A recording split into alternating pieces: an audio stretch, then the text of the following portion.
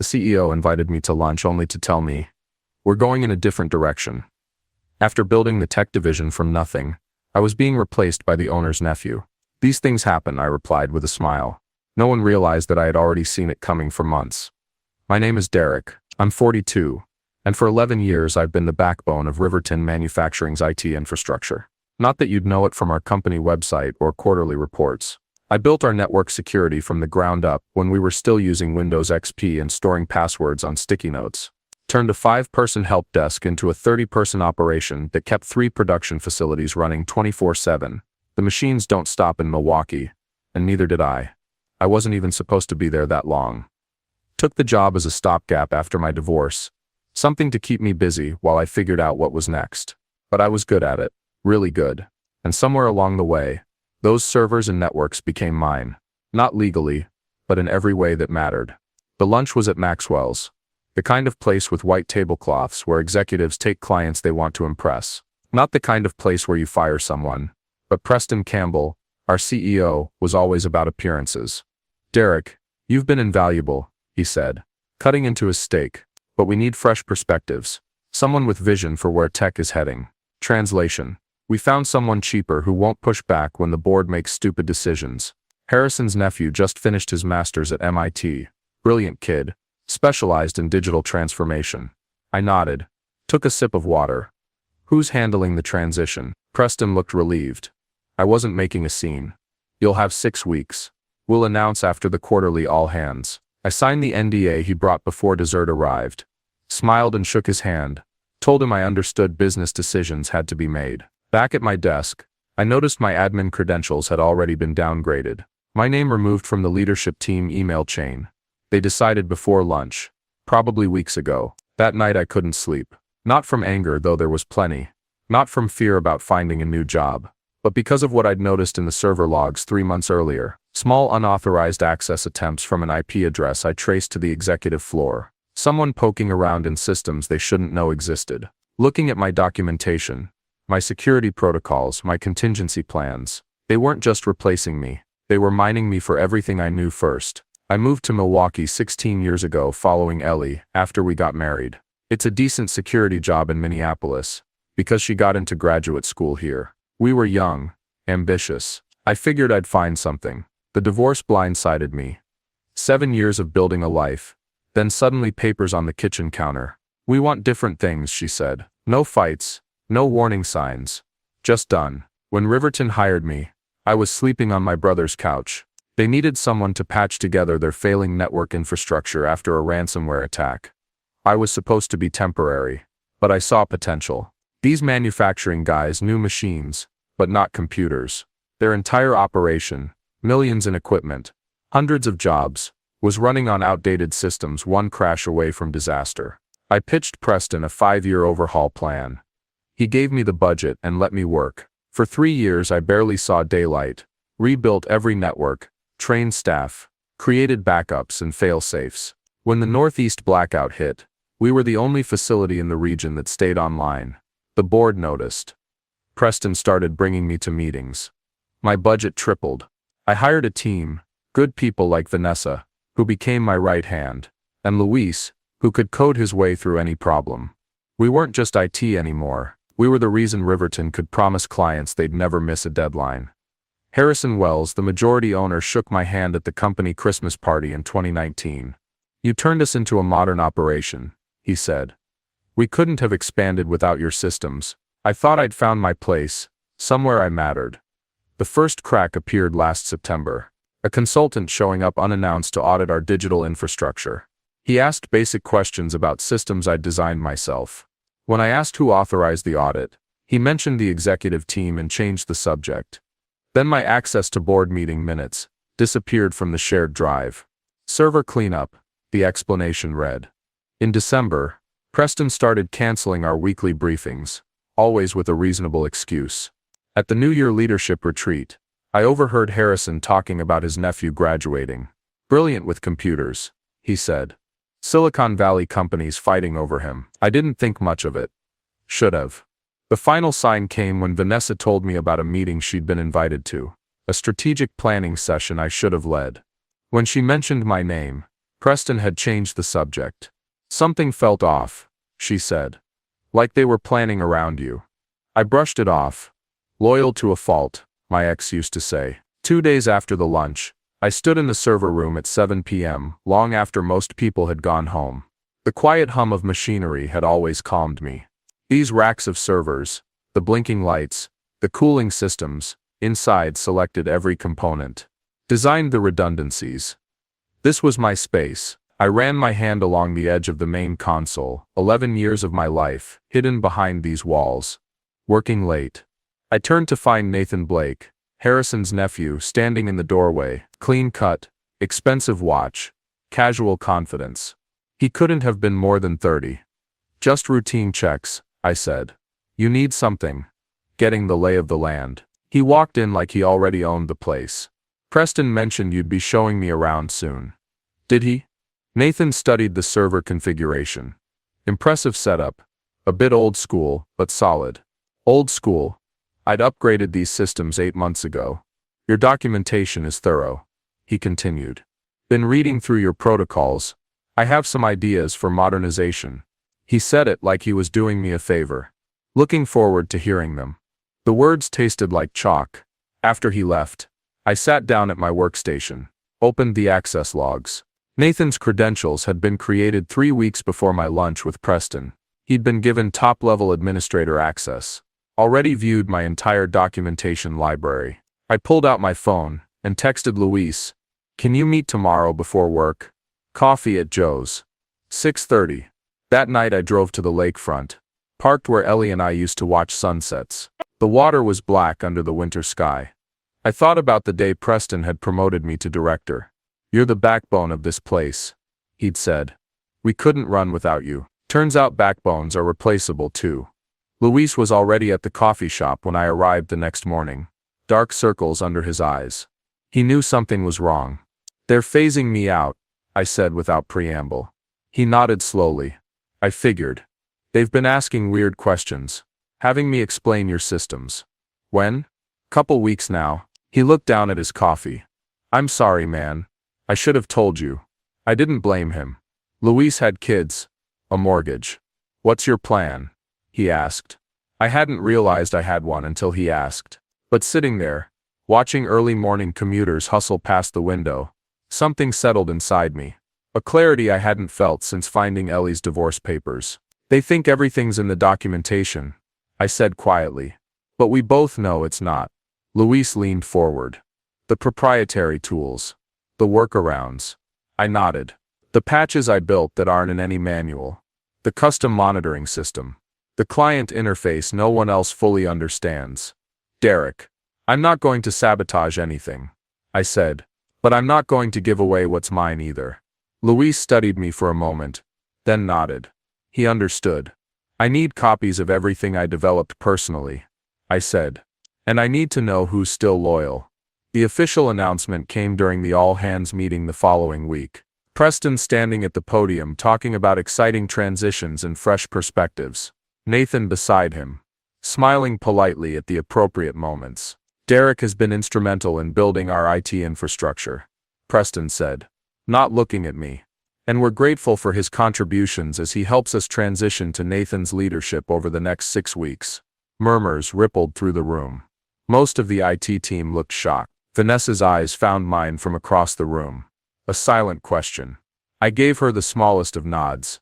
After the meeting, I requested a sit-down with Preston and HR, pointed out that several of the systems Nathan would be taking over were built by me outside normal work hours, using my own development framework. The employment contract is clear, said Diane from HR, sliding a document across the table. Anything developed during your tenure is company property. Not everything, I countered. The System Sync interface was developed before I joined Riverton. I licensed it to the company, but retained ownership. It's right there in the original agreement. Preston shifted uncomfortably. That was 10 years ago, Derek. The company has evolved. So has System Sync. Every update, every integration was built on my original code. I leaned forward. I'm not trying to be difficult. I just want proper compensation for my intellectual property. Preston and Diane exchanged glances. We'll look into it, Preston said finally. In the meantime, please focus on the transition with Nathan. I knew that look. They were stalling. The next morning, my access to the development servers was restricted. Security protocol during transition periods. Read the automated email. Nathan called a team meeting without inviting me. When I showed up anyway, he seemed annoyed, but covered it quickly. Derek, glad you could join us. I was just outlining some changes to the network architecture. I leaned against the doorframe. Interesting. Which architecture specifically? The main production floor systems, he said confidently. We're going to streamline the protocols. Those protocols prevent machine failures under peak load, I said evenly. They're custom designed for our equipment. Nathan's smile tightened. Modern systems don't require such complex workarounds. They're not workarounds, Vanessa interjected. They're necessary adaptations for our specific hardware. Derek designed them after the 2018 failure. The room fell silent. Nathan's confidence wavered for a moment. Then, well, I appreciate the historical perspective, but we're moving forward with the streamlining. He turned to the whiteboard, effectively dismissing me. Later that day I received an email from legal. The company was asserting full ownership of all systems, including System Sync, citing a clause about integrated technologies becoming company property. They offered me a technology acquisition bonus of $5,000. The real betrayal came the next day. I discovered Nathan had scheduled one-on-one meetings with each of my team members, not transition discussions, full job evaluations. He was assessing who to keep. Lewis texted me afterward. He asked if your systems were really necessary or just overcomplicated, fishing for criticism. That night, I found an email from one of our suppliers in my personal account. They were confused about the new licensing agreement Riverton had sent over, one I knew nothing about. I pulled up the document. Preston had signed a deal transferring all my custom supplier integrations to a third-party vendor, Nathan's former classmate's startup. They weren't just pushing me out. They were dismantling everything I'd built and selling it off. When I tried to access the backup servers to retrieve my original code, I found my credentials revoked entirely. Game on. I needed leverage, and I needed it fast. Riverton hadn't just been careless. They'd been calculating. The timeline was becoming clear. Nathan had been brought in months ago, studying my systems, preparing to replace me while extracting everything I knew. That night, I reached out to Darren Phillips, a network security specialist I'd worked with years ago. We met at a diner off the highway, the kind of place executives like Preston would never set foot in. Legally, you're in a tough spot, Darren said after I explained the situation. But there's something that doesn't add up. Why push you out now? The company's doing well. That's what I can't figure out, I admitted. Let me dig around, he offered. Just information gathering.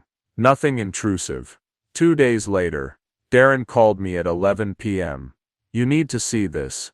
He'd found SEC filings showing Riverton was preparing for acquisition. TechCore Industries, a manufacturing conglomerate from Boston, was in late-stage talks to buy them out. The deal was contingent on Riverton demonstrating modernized technical infrastructure and transitional leadership. They're cleaning house to make the sale look better, Darren explained. And your systems are a major selling point. The valuation specifically mentions the proprietary manufacturing management interface. My interface System Sync. There's more, Darren continued. Harrison Wells cashed out most of his shares last quarter. The acquisition would mainly benefit Preston and the executive team. They get golden parachutes and executive positions at TechCore. The piece that broke me wasn't the acquisition. It was finding emails showing Preston and Harrison had discussed replacing me over 6 months ago. While I was pulling all-nighters to fix a major security breach, they were interviewing Nathan. I drove to the old industrial park where I'd first sketched the System Sync architecture, back when it was just an idea. Sat in my car until dawn, watching the sky turn gray over abandoned warehouses. When I got home, I found an old external hard drive in my closet, plugged it in and found what I was looking for. The original System Sync code, pre-Riverton. The documentation showing I'd started development 8 months before joining the company. I also found the emails. Preston specifically requesting I integrate System Sync with Riverton Systems. His acknowledgement that it was my proprietary tool. His promise that we'd formalize ownership once things settled down. I trusted him. Fool me. The next day, Nathan called me into a meeting with Preston and Diane from HR. We're accelerating the transition, Preston said without preamble. Your last day will be next Friday. 2 weeks instead of 6, I noted. Any particular reason? Nathan has demonstrated exceptional capability, Diane said smoothly. And frankly, Derek, your attitude hasn't been conducive to a smooth handover. I nodded slowly. I see, we'll need you to complete all documentation and training by Wednesday, Nathan added. Of course, I replied, my voice steady. And the ownership of System Sync. Have you had time to review the original agreements? Preston's expression hardened. Our legal team has determined that all integrated systems fall under company ownership. The separation package is generous, Derek. I suggest you take it. I stood up. I'll have my lawyer review everything. Don't make this difficult, Preston warned. It won't change the outcome. As I walked out, I texted Luis. Plan B. Tonight. 7 hours later, Luis handed me a flash drive in the parking lot of a grocery store. Everything you asked for, he said quietly.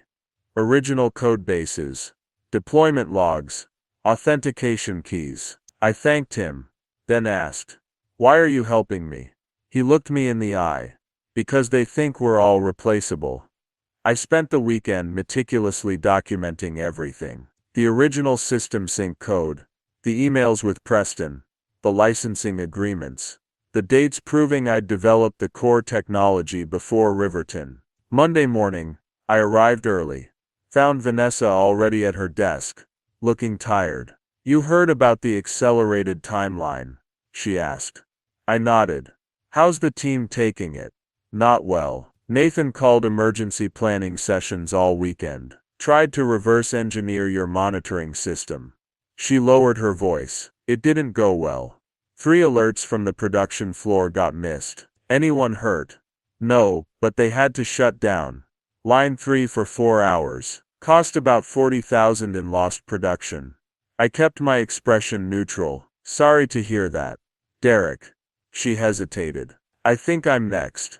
Nathan's been asking if my role is necessary. I'd suspected as much. Vanessa knew too much about how things really worked. Do you trust me? I asked quietly. She didn't hesitate. Completely. I slid a sealed envelope across her desk. If anything happens this week, anything unusual, open this. It explains everything. That afternoon I met with 3 separate patent attorneys. Paid rush fees to file provisional patents on key aspects of System Sync. Not the whole system, just the critical components that made it work with manufacturing equipment. On Tuesday I completed all the transition documentation Nathan requested. Attended his planning meeting. Answered questions politely. The model employee. Meanwhile, Darren was helping me set up a secure server off-site. By midnight I had transferred all my original code there. Created a standalone version of System Sync that would run independently of Riverton's infrastructure. Wednesday morning I found an email from TechCore Industries in my personal account. An invitation to discuss mutual business interests at their regional office. They'd heard I was leaving Riverton and were interested in my expertise. Someone was hedging their bets. I forwarded the email to my lawyer, then made a call to TechCore's VP of Operations. Suggested we meet after my official departure from Riverton. He agreed immediately. That night I executed the key part of my plan. Using the access credentials Luis had saved, I updated 3 critical components of System Sync. I added digital signature verification that would check if the code had been modified by unauthorized parties. I updated the license to expire in exactly 8 days, the day after my official departure. I created a clean legal transition path. The system would continue functioning if a proper licensing agreement was signed. Nothing destructive, nothing malicious, just protecting what was mine. On Thursday, Nathan pulled me into his office. "Some of the team members say you've been acting strangely," he said. "Anything I should know about?" "Just focused on wrapping everything up," I replied. He studied me. "Suspicious. We're changing all system passwords and access credentials tomorrow after your departure. Standard procedure." "Makes sense," I said. "Though it won't affect the core functionality of System Sync." "Meaning?" "Just that the system is designed to work regardless of admin changes. That's the beauty of it." I could see him trying to decide if I was threatening something or just being informative. He chose wrong. "I think we're good here." He dismissed me. "Legal will meet with you tomorrow for final paperwork." As I walked out, Preston passed me in the hallway. Barely nodded. 11 years reduced to that. By midnight, everything was in place. I sent one final email to my private server. "Verification sequence Alpha 7 complete." The countdown had begun. Friday morning I turned in my badge, signed the exit paperwork, declined the celebration lunch Nathan had organized, much to Preston's visible relief. As I walked to my car, Luis called. "It's done," he said. "Nathan just changed all the admin passwords. They're doing a full system review this afternoon." "Thanks for letting me know," I said, keeping my voice neutral. "What happens now?" he asked. "Now we wait." I spent the weekend at home, ignored calls from unknown numbers, slept better than I had in months. Monday morning at 9:07, exactly when the production floor shifted to peak operation, the instance of System Sync across Riverton's 3 facilities displayed the same message. "License expired. Please contact the developer to renew." By 9:20, the first production line halted. By 9, all 3 facilities were offline. At 10:30, Preston called me personally. "What the hell did you do?" He was trying to sound authoritative, but I could hear the panic. "I didn't do anything," I replied calmly. "The software license expired. As the developer and owner of System Sync, I'm happy to discuss renewal terms." "This is sabotage," he hissed. "It's standard license management," I corrected him. "Check the original integration agreement from 11 years ago. Clause 7 specifically states that Riverton was licensing the technology, not purchasing it." Silence on the line. "I've sent a proper licensing agreement to your legal department," I continued. "The terms are simple: recognition of my ownership, proper compensation for continued use, and a non-disclosure agreement about the circumstances of my departure." "That's extortion." "That's business," I replied. "These things happen." By 3:00 p.m., their lawyers had reviewed my documentation. By 5:00 p.m., the agreement was signed. 3 days later, I sat across from TechCore's vice president of operations in their downtown office. He slid a contract across the table. "We're still acquiring Riverton," he said, "but we want you to lead the technical integration, as a consultant, not an employee." The salary was twice what Riverton had paid me. Full control over my working hours and location. "What about Nathan?" I asked. The VP's expression soured slightly. "Mr. Blake will be transitioning to other opportunities." I signed the contract that afternoon. 2 weeks later, Luis called to tell me Nathan had been quietly removed from his position. The official story was that he'd pursued other opportunities. The actual reason was that 3 major clients had threatened to pull their contracts after repeated system failures. Preston remained CEO through the acquisition, but his role at TechCore was largely ceremonial. No real power, no real team, just a fancy title and an office away from decision-makers. I didn't feel the vindication I expected, just a quiet certainty that I'd done what was necessary. The following month, I used my first consulting check to put a down payment on a small cabin near the lake. Nothing fancy. Just a quiet place with a deck overlooking the water, somewhere I could watch the sun set and rise again. Vanessa joined my consulting team 3 months later. Then Luis. Eventually, half my old department was working with me, not for me. Partners in a growing business. I ran into Preston at a restaurant downtown, about a year after everything happened. He started to turn away, then stopped, came over to my table. "You won," he said simply. I looked at him, really looked.